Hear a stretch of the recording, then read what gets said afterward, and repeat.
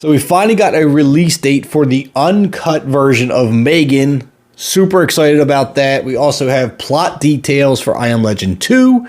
And we have some new horror film ideas from the creator of Winnie the Pooh, Blood and Honey. Trust me, that one's interesting. Now I want to start with the M3GAN uncut version because this is one I'm completely over the moon about because I thought the PG-13 was good.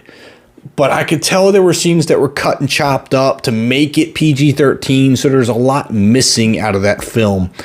And as good as it was, I know it can be better, at least from a horror standpoint, more horrific.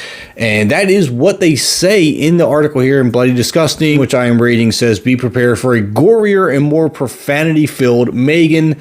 And I'm just over the moon about that. It also says there is a bunch more killing in this one than in the original. A bunch more people being killed, to be exact. There is a quote in here from the writer. She said the body count in the original script is way higher than that we got in the movie. So there is a bunch more people being killed, which I am excited about for a horror movie. You got to have a high body count. It also says that James Wan went on record saying, I like what you did with those people, but I want them to live. So apparently James Wan let some people live that got killed in the original script. And now we're going to go back to see who it was that got killed. I like that idea.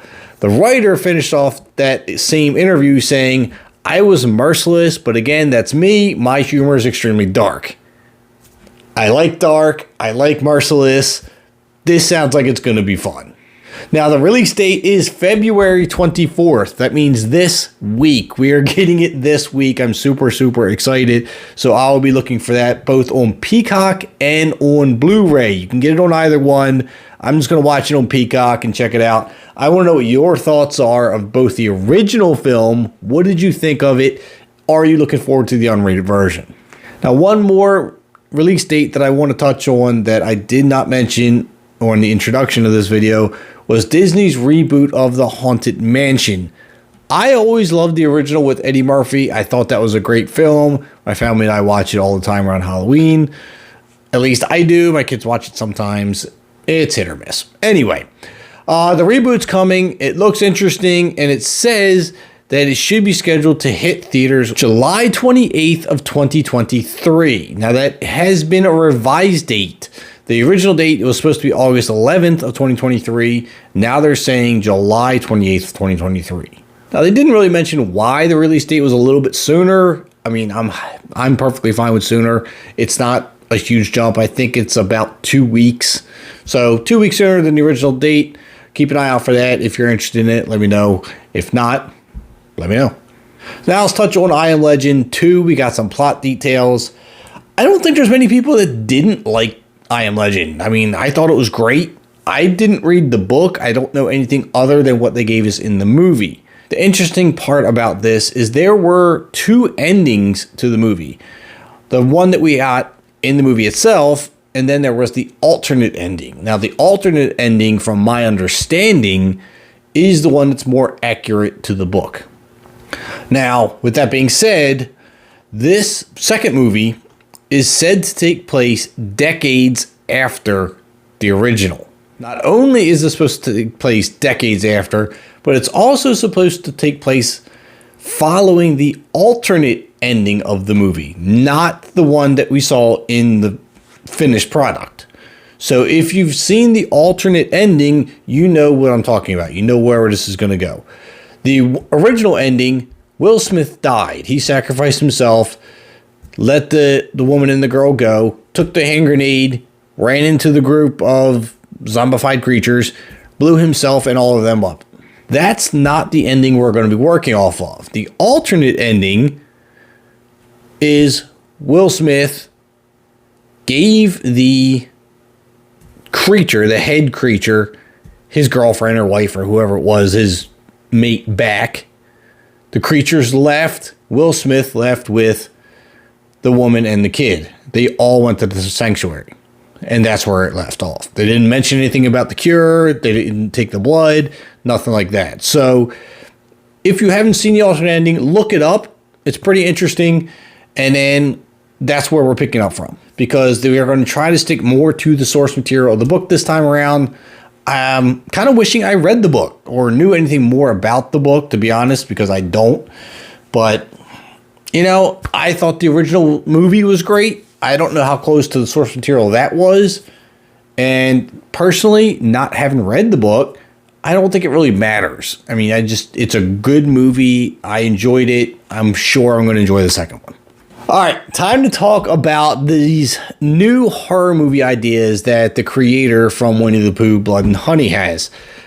If you haven't seen Winnie the Pooh, Blood and Honey, you're not missing anything. It wasn't a good movie. I suffered through it for you so that you don't have to. But we also know that he is coming out with more movies such as Peter Pan Neverland Nightmare and Bambi the Reckoning, all of which I'm sure will be just as ridiculous. But again, I'll suffer through them for you just to let you know whether you should or not. But he's got more ideas for horror movies that us 90s kids, or even going back to the 80s and beyond, we grew up with this stuff. So to have this turned into a horror movie is comical.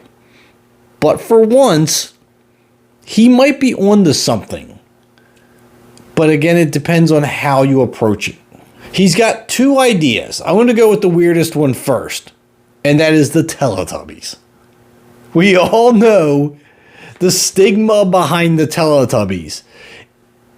If you don't know the stigma behind the Teletubbies, I'm going to let you research it on your own because it's not a topic I'm going to touch on right now. It was controversial, and just the Teletubbies, they continue to have that stigma that they just can't let go of. But I'm going to tell you the second one now. Be prepared. The Teenage Mutant Ninja Turtles. I love these guys. Like, this was one of my favorite cartoons growing up. And he wants to turn this into a horror movie. The reason I'm not hating on this idea is because if you are into the Ninja Turtles enough, then you know that the fun, bubbly Ninja Turtles that we got as a cartoon was not the Ninja Turtles that we got in the original comic book. Yes, the Ninja Turtles were a comic before they were a cartoon, and they were not bright and bubbly. They were violent. Like, these guys had a dark side. It was a violent comic book. So to go the horror route here is almost like returning to the comics. I'm not against it. So if he wants to go down that road, I would watch that one. Now, Frank Waterfield did give us a quote on that, and it says, "I've really been excited by the Teenage Mutant Ninja Turtles lately because I think the story has a very kind of horrifying undertone anyway, because it's these half-human, half-turtles who live in the sewer who have a rat king who they follow, and then they come out of the sewer with weapons. It all just starts to link together for me, so I'd love to do that. I'd love to see them like down an alley, cutting people up, feeding them to their rat king on pizza or something. I hope I can get the copyrights to this, but I don't know if I can." That is very interesting. I like his thoughts of cutting people up, putting them on pizza, feeding them to Splinter. It's funny. I'm not sure if that's the direction I would go with it, but, you know, whatever. The biggest thing that's going to stop him from doing this is copyright laws. Getting the copyright to the Teenage Mutant Ninja Turtles or the Teletubbies isn't going to be as easy as what he got for Winnie the Pooh. I think there is still a very, very strong copyright on them. And it does say in the article, given those copyright laws, Teletubbies and Teenage Mutant Ninja Turtles are untouchable for Frank Waterfield and company, but the ideas are still mighty amusing to consider. So right there, the copyrights are, quote, untouchable. So he's not going to be able to do it, but giving the opportunity, if he ever does get them, it does look like something he's going to want to try. It's interesting to think about, but are we going too far? Ninja Turtles, possible. I could see it. It might work if done properly, but it probably wouldn't be. Anyway, let me know what your thoughts are on everything we talked about down below. Drop a like on it for me. Hit that subscribe button if you haven't already. I'm Kevin, and I'll see you at the concession stands.